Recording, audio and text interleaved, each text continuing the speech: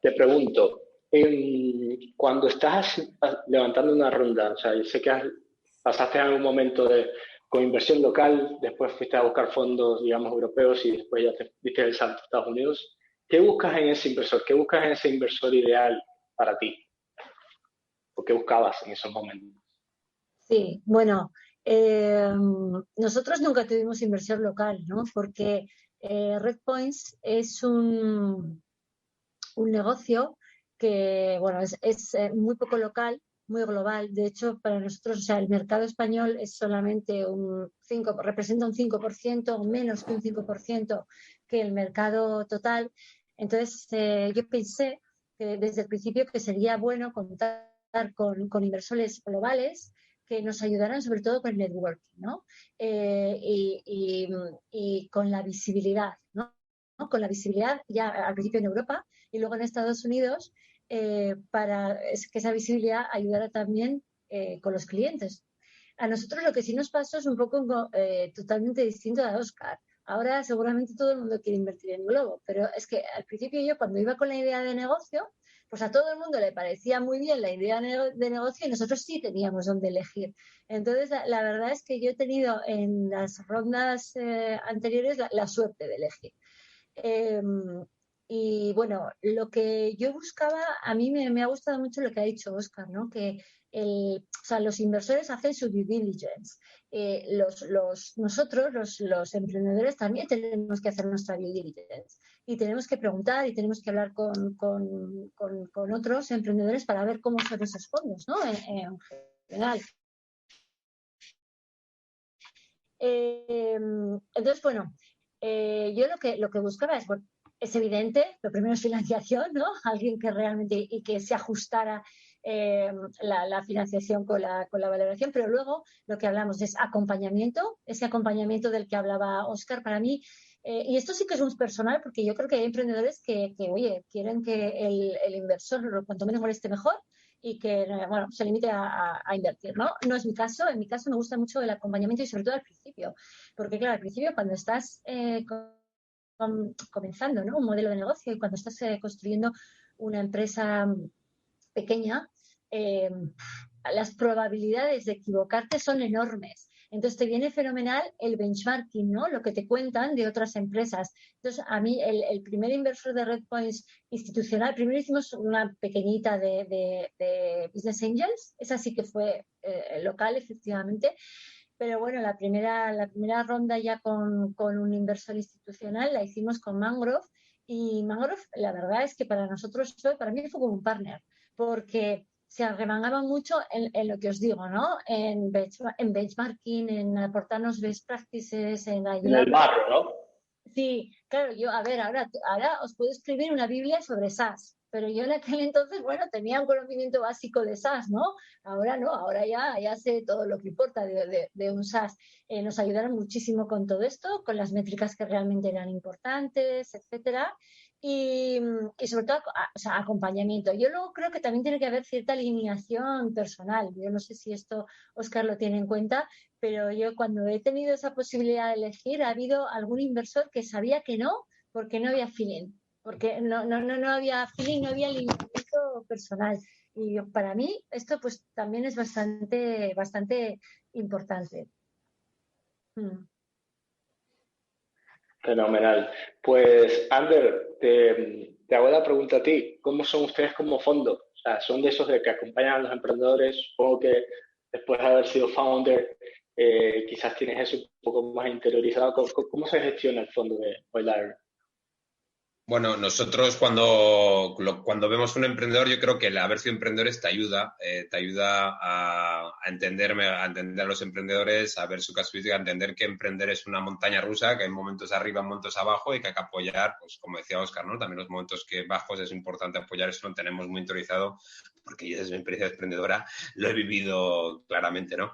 Tiene una desventaja también, ¿eh? Y nosotros nos dimos cuenta muy rápido. La desventaja clara es que tú te metes mucho más en la piel del emprendedor y como que empatizas mucho más fácil con la visión, con lo que quiere hacer, etcétera, y te puede llegar algunas veces a hacer decisiones de inversión que probablemente no sean acertadas. Nos pasó sobre todo las 4 primeras inversiones, que fue bastante claro. Las 4 primeras inversiones fue un auténtico desastre. Menos mal que lo hicimos a nivel personal, como business angel, pero fallamos en las 4 primeras y luego a partir de ahí, pues creo que aprendimos y nos ha ido muy, muy bien. Los retornos del fondo son muy buenos y todas las métricas están yendo muy bien, pero sí tiene su punto importante de empatía y de que sabes entender y que entiendes cuáles son los puntos importantes y dónde apoyar, pero también tiene su limitación en que te puede llevar a empatizar demasiado y a tomar decisiones no adecuadas, ¿no? O sea, tienes la doble cara en este caso. Una pregunta, normal se dice, quizás se maldice, que el buen emprendedor no necesariamente es buen inversor, Ander. ¿Cómo tomaste esa decisión de, vale, ya no voy a ser emprendedor, voy a montar un fondo? ¿Y cómo hiciste que los otros inversores, bueno, tus limited partners, cómo hiciste que creyeran en el concepto Lyra? Bueno, creo que la prueba es lo que os he comentado, ¿no? Que un buen emprendedor no tiene por qué ser un buen inversor, está clarísimo. Es más, al principio yo creo que te puedes equivocar bastante. Hay una regla no escrita que todo el mundo te dice, si quieres, mira cosas, toma notas, pero no inviertas durante un año. Nosotros las saltamos y, bueno, nos equivocamos contigo en las 4 primeras, ¿no? Eso es así. Pero, desde luego, yo creo que es algo que al final sí que ayuda. Y emprender es un poco distinto también a ser un inversor, pero en este camino hay muchas similitudes y ayuda, y es algo que ayuda bastante. Muchas gracias. Vea, para entender un poco sobre Seaya Ventures, ¿cómo deciden invertir en las participadas que ya tienen? Por ejemplo, ¿cómo deciden invertir en las futuras, ¿no? Tanto esa parte quizás más operativa como la estratégica de abrir más puertas en las siguientes rondas de esas invertidas que tendrán. ¿Cómo lo hacen desde...? La pregunta, perdona, Pablo, es ¿cómo elegimos en dónde invertir? ¿En qué empresas? Y luego cómo les... Es más de cómo apoyan, tanto operativamente a esos emprendedores y cómo apoyan también estratégicamente a esos emprendedores. Nosotros apoyamos en lo que nos necesitan, ¿no? Y depende de la empresa y depende del estado en el que está. Nosotros hacemos Serie A, que son empresas que ya tienen como de forma muy sencilla alguien pagando una factura varias veces, ¿no? Puede ser un consumidor final o puede ser una empresa, pero alguien lo ha pagado y hay una recurrencia y hay una atracción ahí que analizar, ¿no? Aunque sea muy early, pero el producto o servicio está funcionando y eso es importante. Lo que pasa es que luego hay empresas más pequeñas y otras en las que entramos que son más late stage, ¿no? Por ejemplo, Globo entramos muy pronto, en Wallbox hemos entrado más tarde, ¿no? Que también es una empresa Endeavor. Entonces, dependiendo del estado de la empresa, pues apoyamos en unas cosas o en otras. Y puede ser desde la parte de financiación, que en España es muy necesaria, ¿no? Porque si tú eres un fondo que estás en Londres o en Berlín, pues realmente conectar con follow-on rounds de BC, pues es un given, o sea, no es nada especial.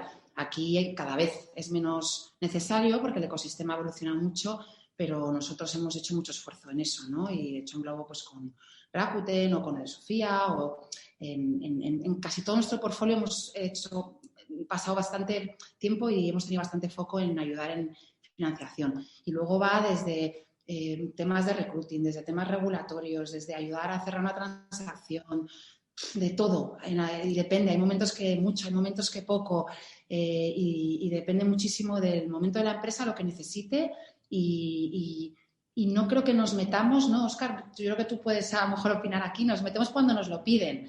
Tenemos mucha opinión, yo soy bastante opinionated y tengo una opinión fuerte de cosas, pero son cosas como, bueno, pues muy de sentido común que las trasladamos y luego el fundador te hace caso o no te hace caso, también desde la experiencia de haber pasado por situaciones que las cosas han salido mal. También me interesa, Laura, su opinión de fondo internacional cuando las cosas han ido bien, porque se habla mucho de que ha ido mal, pero también hay que saber aprender de lo que ha ido bien, ¿no? Y trasladar eso, ¿no?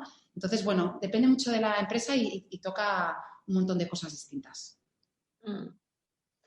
A mí, bueno, lo que dice Beatriz, a mí me gusta muchísimo también en inversor. Yo he hablado antes de acompañamiento, pero por otro lado, yo no soportaría a alguien que estuviera todo el día metiéndose a ver que la última métrica, cómo va, y además eso, como son ya, cuando un negocio, digamos, ha pasado ya cierto ARR, ¿no? Ciertos ingresos, todo empieza a ser muy medible y muy traqueable. Entonces, o cómo hacer las cosas. A mí el on demand es lo que me gusta y yo creo que es el estilo que más funciona, Beatriz, y yo creo por lo menos con los fondos que nosotros tenemos dentro, que son todos de fuera, incluso tenemos un private equity, pero que nos invirtió, Summit Partners, pero nos invirtió, digamos, yo, desde su parte más growth, ¿no? Y también la verdad es que es on demand. Me gusta mucho la parte de networking, tirar mucho de la parte de networking de los fondos, porque, a ver, tenéis un networking increíble, entonces tanto de clientes como de otros fondos, etcétera, instituciones. Entonces, a nosotros el networking nos ha ayudado mucho, tanto en la expansión a Estados Unidos como ahora una que estamos mirando hacia Asia, nos ayuda mucho los contactos.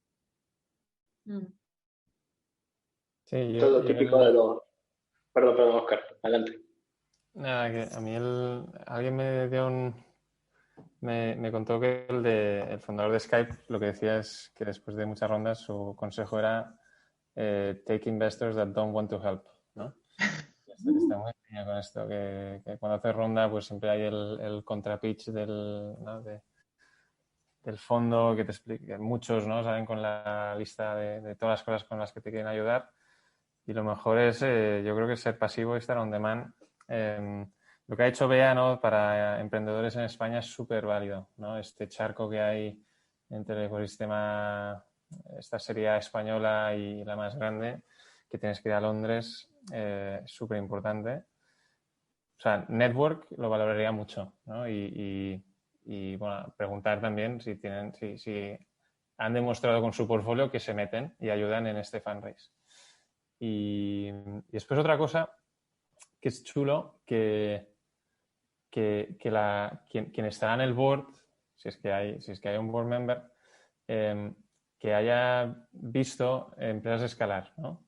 Por ejemplo, Bea, te acordarás, un par de momentos que me has ayudado bastante es cuando te das cuenta que vamos un paso por detrás, ¿no? O sea, que la empresa está yendo demasiado rápido y hay ciertas cosas pues que no hemos profesionalizado o que pues y veas lo que dices, ¿no? Me llamas para Oscar, espabilar porque esto no, you're not catching up, ¿no?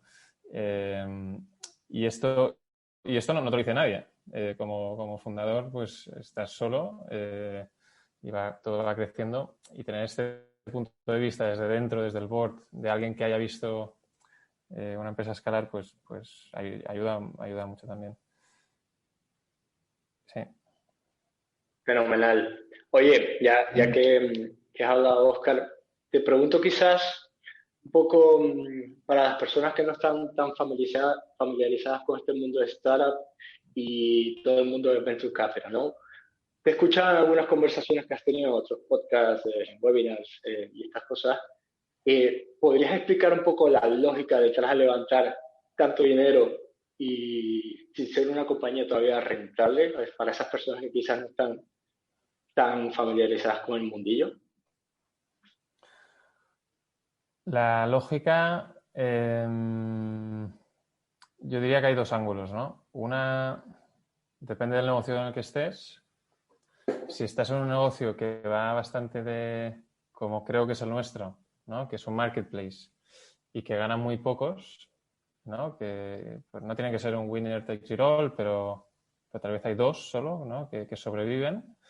Entonces, levantar capital es casi una obligación, ¿no? Si realmente quieres que tu empresa exista y sea una realidad dentro de 5 años. Y esto ha sido nuestro caso. O sea, nosotros no existiríamos, no podríamos, por mucho más eficientes que hubiéramos sido, sin rondas, simplemente no se hubieran ganado, ¿no? Hubiéramos quedado en todos los mercados con una cuota de mercado enana y esto tienes que acabar cerrando el negocio porque no tienes ninguna fuerza para convencer a restaurantes, convencer a partners, que los usuarios vuelvan de manera orgánica, etc. Y después el otro ángulo, cuando hablo con emprendedores así muy early stage, también les hago esta pregunta, ¿no? Es ¿qué les motiva? A mí personalmente lo que me hace más feliz del mundo es impacto, ¿no? Y si podemos multiplicar el número de casas y el número de restaurantes, el número de Glovers que utilizan Glovo hoy en día, es como nuestra motivación, ¿no? Y llegar a más países y todo esto. Nos motiva mucho más esto que tener un stake mucho más alto, ¿no? Y habernos diluido menos. Y también conoces muchos emprendedores que dicen, no, pues yo prefiero una vía pues mucho más lenta, más pequeña y controlar mucho más la empresa y tener mucho más stake. Y sí, porque claro, la realidad es que las ideas vuelan, ¿no? Si tienes una buena idea de negocio, en Italia y en Francia también ya la están ejecutando mañana. Entonces, en casi cualquier mercado, ¿no? Es muy difícil que puedas llegar a ser igual de ambicioso ejecutando el mismo plan en 10 años que en un año. ¿No? Porque probablemente alguien te habrá quitado cuota. Entonces, yo diría que estas son las dos lógicas, pero bueno, no, tengo mucha menos experiencia que Bea y Ander, supongo, en esto. Yo Ander, diría siendo un marketplace sí que realmente hay que levantar mucha financiación porque es que es así el sector. La verdad es que Óscar nunca le he visto, y ya llevamos la A, la B, la C, la D, la E, la F, muchas rondas. Nunca le he visto enfocado en valoración jamás, ni a él ni a Sacha. Realmente siempre han estado con la foto final, siempre, siempre. Y intentando escoger los mejores socios, intentando gestionar el crecimiento acompasado con las rondas, pero yo creo que eso es muy importante porque al final tampoco el inversor se tiene que enfocar en la valoración. Tiene que ser algo que tenga sentido, que sea correcto y que sea fair y la jugada está al final, ¿no? Yo creo que eso es importante porque a veces nos quedamos en el árbol o en el arbusto, ¿no? Como decimos, a veces hay que mirar el bosque y ver dónde quieres ir y no estar perdiendo el tiempo en detalles ni en 1 millón arriba, 1 millón abajo. O hay que pensar en largo plazo. Y la verdad es que Óscar es 100% eso. Y en un negocio que quiere escalar tanto y que quiere ganar, es que tienes que ser así. Creo yo.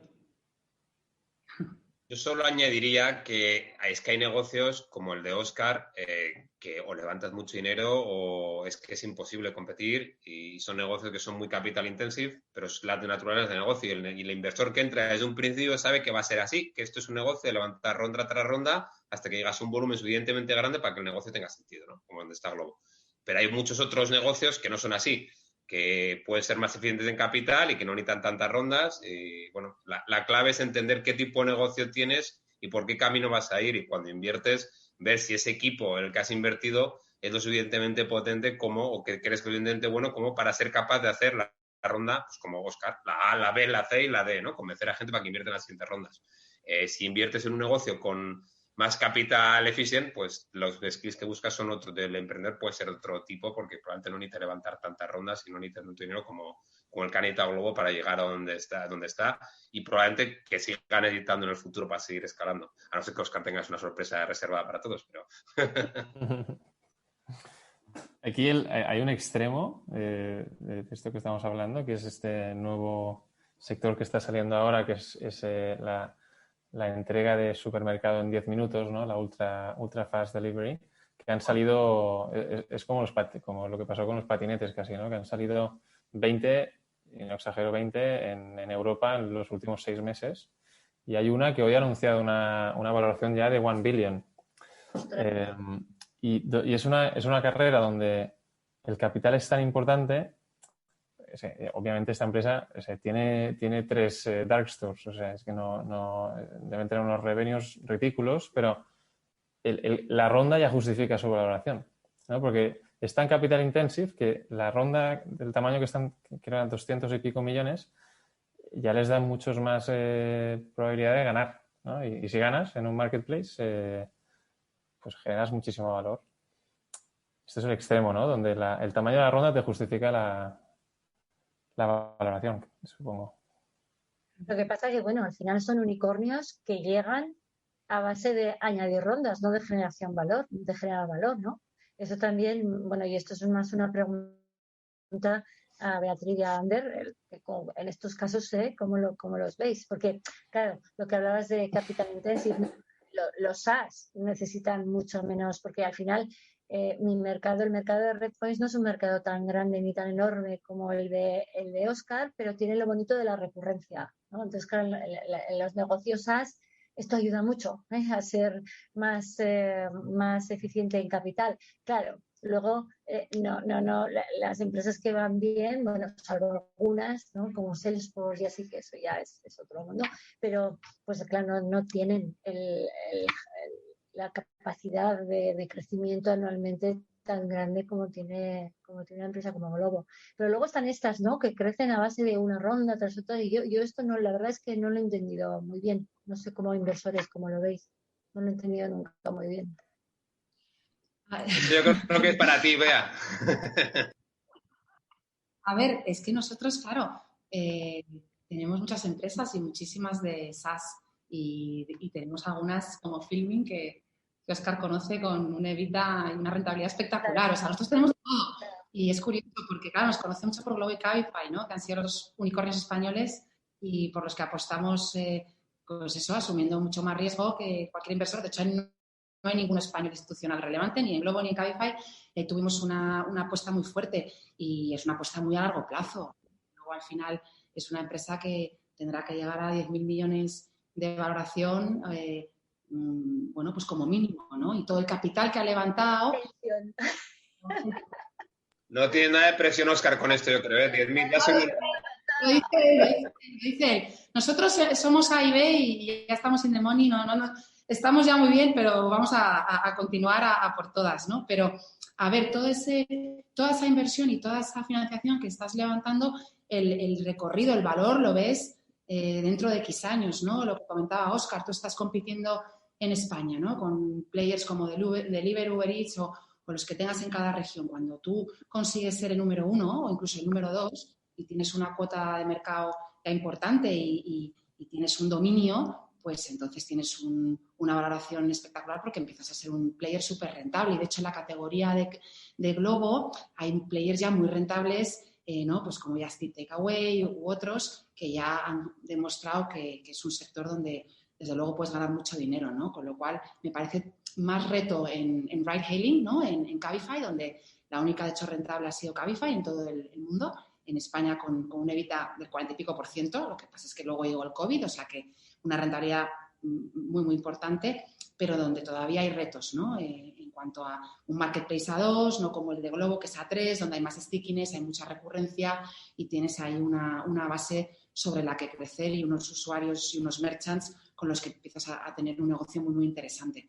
Entonces, bueno, es verdad que los marketplaces necesitan mucha financiación y es financiación que levantas para recoger el valor de todo eso a X años, ¿no? No es como una empresa de SaaS que inmediatamente ya estás captando clientes y estás viendo el retorno muy rápido, ¿no? Y nosotros tenemos de todas, la verdad es que tenemos mucho, de hecho, en nuestro tercer fondo, de las 7 que hemos hecho 6 SaaS, pero nos gusta mucho cuando vemos un equipo así y una tendencia tan brutal, pues pensar que un marketplace cuando gana es súper ganador. Es un poco la visión nuestra. Aquí también quería compartir otra experiencia que Bea la vivió súper de cerca, que también es Endeavor, que es Rappi, ¿no? ¿Te acuerdas, Bea, que Rappi, cuando fuimos a LATAM, o sea, nosotros debíamos ser, no exagero, 4 veces más eficientes que Rappi cuando competíamos contra ellos, pero es que no les ganamos. Y acabamos vendiendo Sudamérica por muchas razones, no solo por Rappi, pero es que ellos fueron muy buenos levantando capital de fondos top notch, ¿no? Desde el día 1. Y claro, cuando estás compitiendo contra... ellos llegaron a tener una caja de 1 billion cierto. Claro, nosotros es que por muy buenos que fuéramos, no podíamos. Y bueno, supongo que depende de la industria donde te metas, ser muy bueno en fundraising te hace ganar. Y estos de Gorilas, los que han anunciado esta ronda hoy de 260 millones, es una locura. O sea, que es que tienen un chiringuito y están valorados en 1 billion, pero los que tienen tanto capital que es que van a ganar en un sector que los inversores se creen que será el futuro de cómo la gente comprará el súper, y eso vale un huevo, ¿no? Si realmente ganan.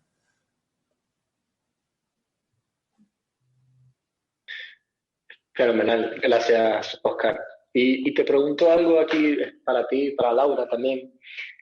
¿Cómo haces para compaginar eso de ser CEO y líder de la empresa, continuar en ese crecimiento y también al mismo tiempo hacer fundraising, ¿no? En estas rondas. ¿Cómo haces un poco para vivir un poco tu tiempo, tu time management, ¿no? ¿Empiezo yo? Bueno, muy malamente. Paulo, se lleva muy malamente. O sea, al final son 2 full-time jobs que tienes que hacer los 2. O sea, a ver, esto es más al principio, que luego ya cuando la empresa va siendo más grande y tienes ya un equipo, un C-level senior y que pueden tirar solos mientras tú desapareces a hacer el fundraising, bueno, pues esto ya luego te sigues encontrando alguna sorpresa por la ausencia, pero sobre todo en las fases iniciales yo recuerdo un cansancio al acabar. O sea, yo me acuerdo de llegar a los días de la firma del fundraising, pero casi que no podía ni sonreír, de ir a celebrar y casi ni poder celebrar y luego estar durmiendo 2 días seguidos, porque además hay una tendencia a firmar en viernes, no sé muy bien por qué. Y sí, la verdad es que es muy duro, sobre todo en las primeras fases es durísimo, es pluriempleo. No sé, Oscar, si tú piensas lo mismo. Sí, no, añadiría que después, cuando llegas del notario, cuando sales del notario y vas a la oficina, yo siempre llego y pienso, ¿y ahora qué hago?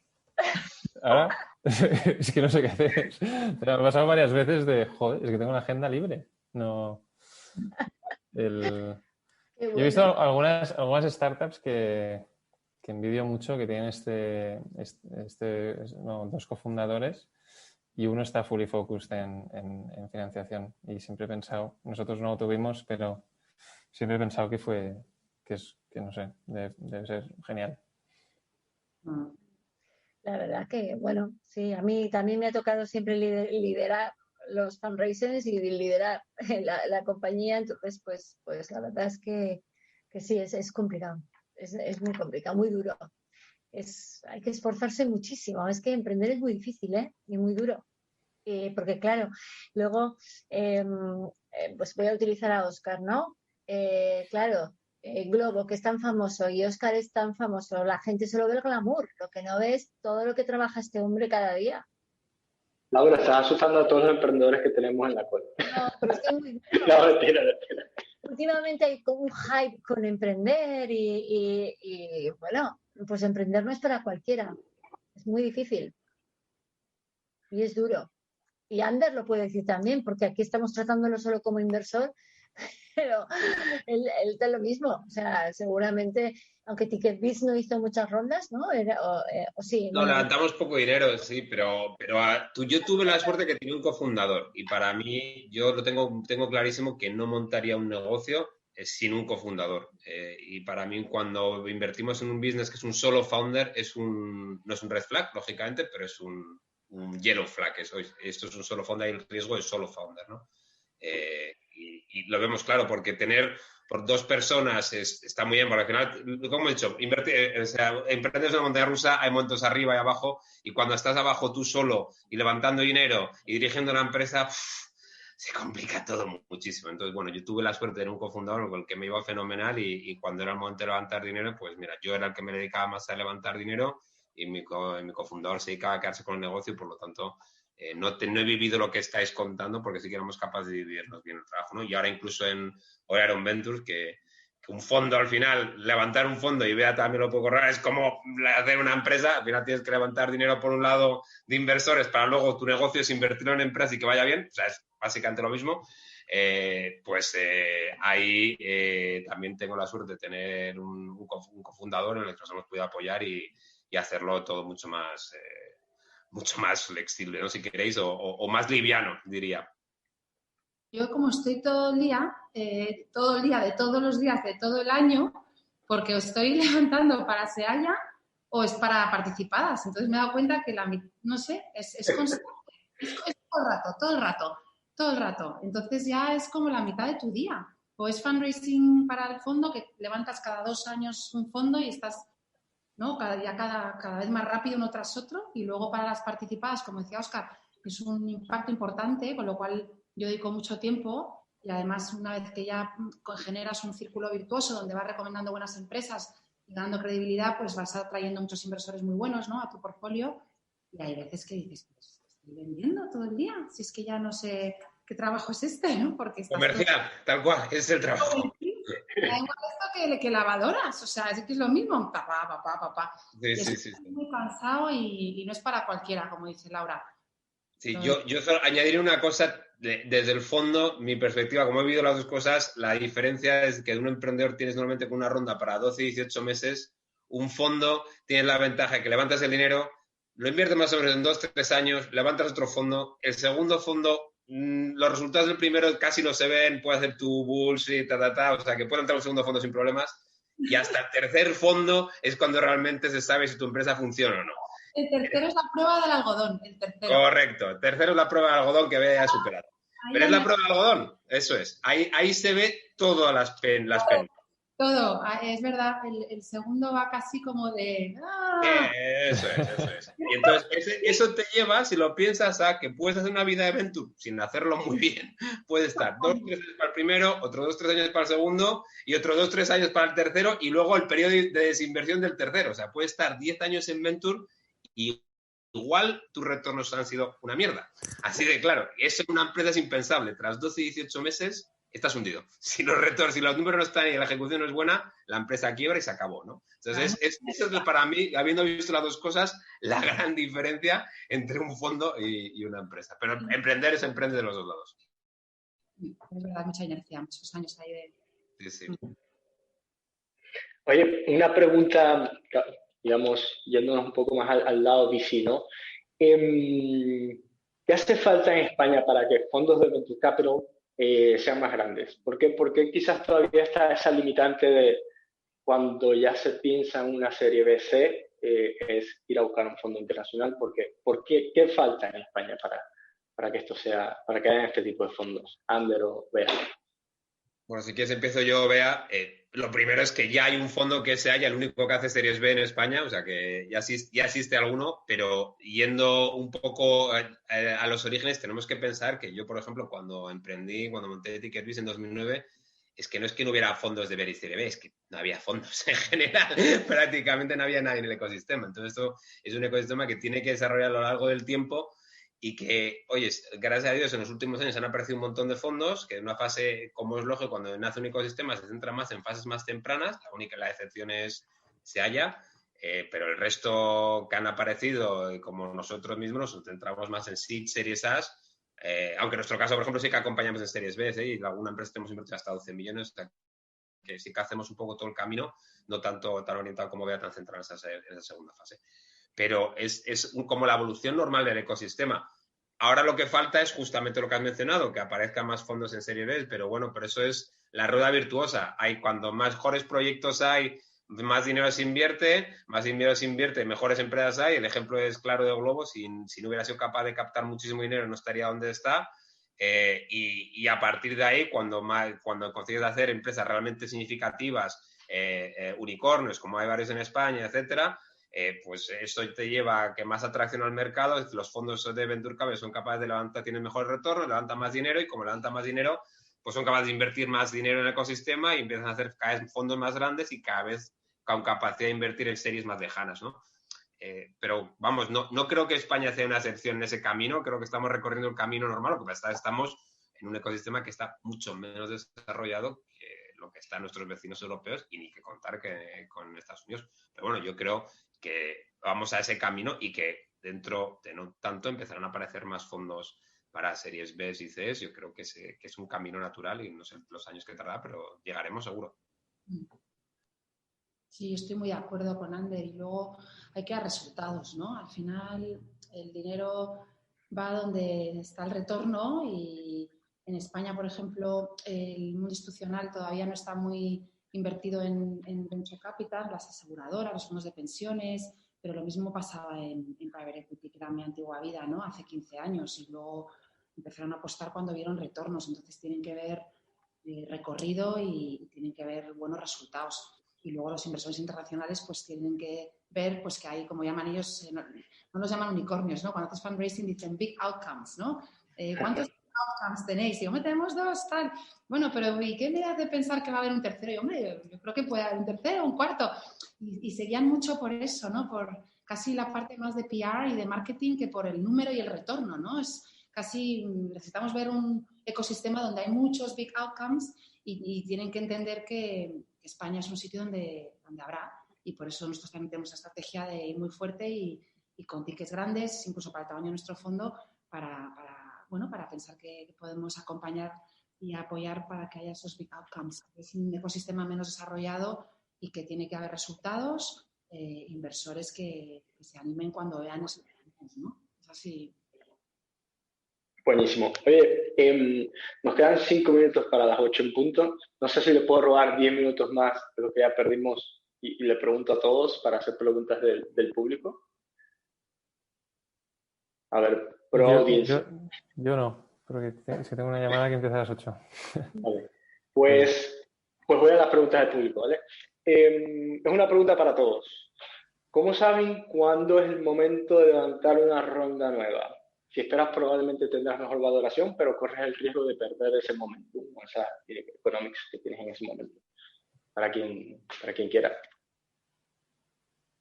Bueno, no, bueno, en nuestro caso, pues una semana después de cerrar la ronda,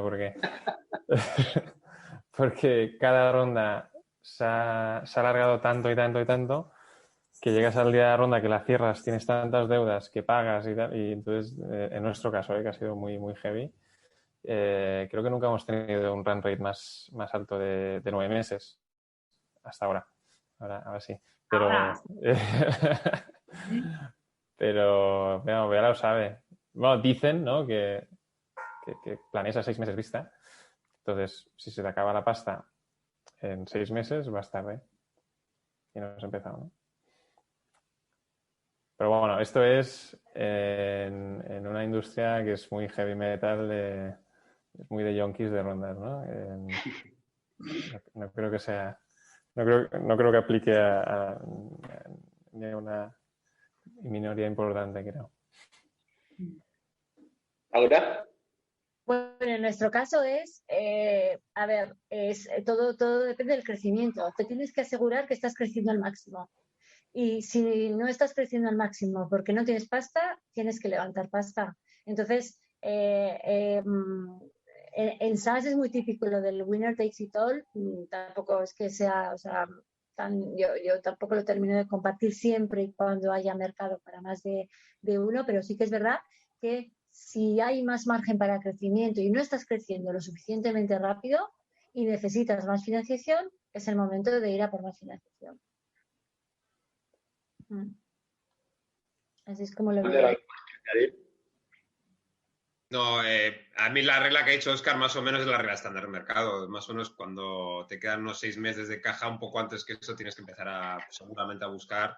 También es verdad que hay momentos que es oportunista. El sector se calienta y hay un inversor que entra una valoración interesante o que te quede más caja y te aporte, crees que te puede aportar, etcétera, pues te puedes plantear perfectamente coger el dinero aunque no lo necesites, ¿no? Nosotros lo hemos visto en varias empresas del portfolio que no necesitan el dinero, pero hay eso, oportunísticamente las condiciones son buenas y le ayuda a acelerar el crecimiento y a hacer un business plan un poquito más agresivo para crecer más rápido, por lo tanto lo cogen y ya está.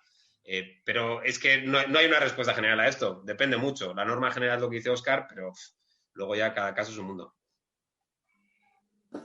Buenísimo. Pues nos quedan 2 minutos y voy a hacer para cerrar a tiempo, Óscar, y para que te vayas a tu call.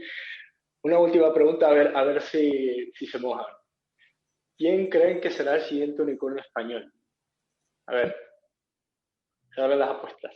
Bueno, yo apuesto por uno porque está muy cercano y es una apuesta fácil. Además somos inversores, que yo Vantaren, que le queda, está a puntito de llegar ahí.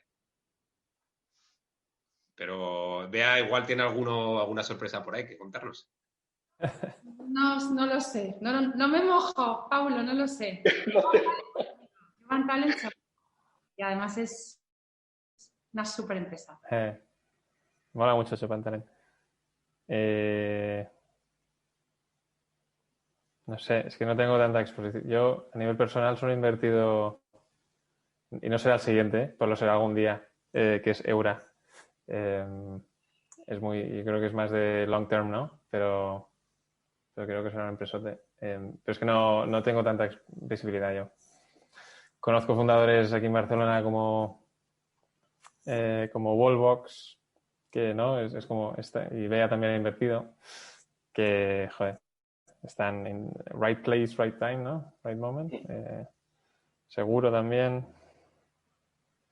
No sé. Laura, se vale votar por Redpoint también. No, yo iba a decir que yo no tengo ni idea, porque estoy tan ocupada intentando llegar ahí con Redpoint que no conozco. La verdad es que no sabría deciros. Pues fenomenal. Laura, Beatriz, Ander y Óscar, muchísimas gracias. No nos voy a quitar más tiempo para que cerremos en punto. Estamos encantados de tenerlos en la red y nada, seguimos en contacto. Muchísimas gracias por esto. Gracias. Gracias. Mauro. Hasta luego. Para todos. Chao.